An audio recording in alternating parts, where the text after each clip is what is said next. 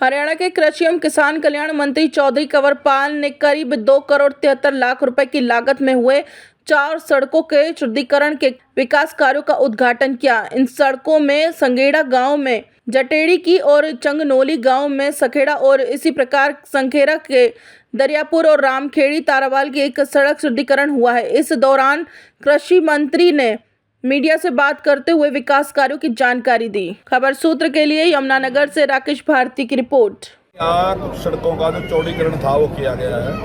और 2 करोड़ 73 लाख के काम थे वो कंप्लीट हुए, उसका आज उद्घाटन था और इससे मैं समझता हूँ काफ़ी लाभ होगा। सड़कें चौड़ी होने से आने जाने में सुविधा रहेगी सर, इससे बहुत लाभ रहेगा। और जो ये कर्मचारी हैं तो अब इनका जो एक खतरा में डरता रहता था, ये काफ़ी लंबे टाइम से हमें मिलते थे और हमें कहते थे कि हमारे जॉब सिक्योरिटी हमारी होनी चाहिए। तो आज माननीय मुख्यमंत्री ने जो निर्णय लिया उसके बाद एक वो खतरा टलता है और बड़े होनहार बच्चे हैं, आगे ट्राई करते रहेंगे। जो जिस प्रकार से वैकेंसी निकलेगी वहाँ पर ट्राई कर सकते हैं, तब तक यहाँ काम कर सकते हैं, इससे इनको काफ़ी लाभ मिलेगा। और आज जिस प्रकार से माननीय मुख्यमंत्री जी ने और निर्णय लिया कि जो बोनस है किसान का, हालांकि पहले तो निर्णय ये था कि जो फसल आएगी तब बोनस दिया जाएगा, लेकिन उसके बाद विचार किया गया। माननीय मुख्यमंत्री जी ने कहा कि भाई किसान की समस्या आज की तारीख में है, क्योंकि बारिश ना होने की वजह से किसान के लिए काफ़ी बड़ी समस्या है इस टाइम, तो क्यों ना ये पैसा अब डाल दिया जाए, उस टाइम देने की बजाय अभी डाल दिया जाए। तो निर्णय लिया गया कि प्रति एकड़ 2000 रुपये, चाहे किसी खेत में कोई फसल है तो 2000 रुपये के हिसाब से किसान खेत में अभी वो पैसा ट्रांसफ़र कर देंगे ताकि किसान उसका लाभ अभी उठा सके। देखिए, पूर्व की सरकारों में जो चौधरी भूपेंद्र सिंह हुड्डा जी की सरकार रही तो उस सरकार में 1150 करोड़ रुपए 10 साल में दिए,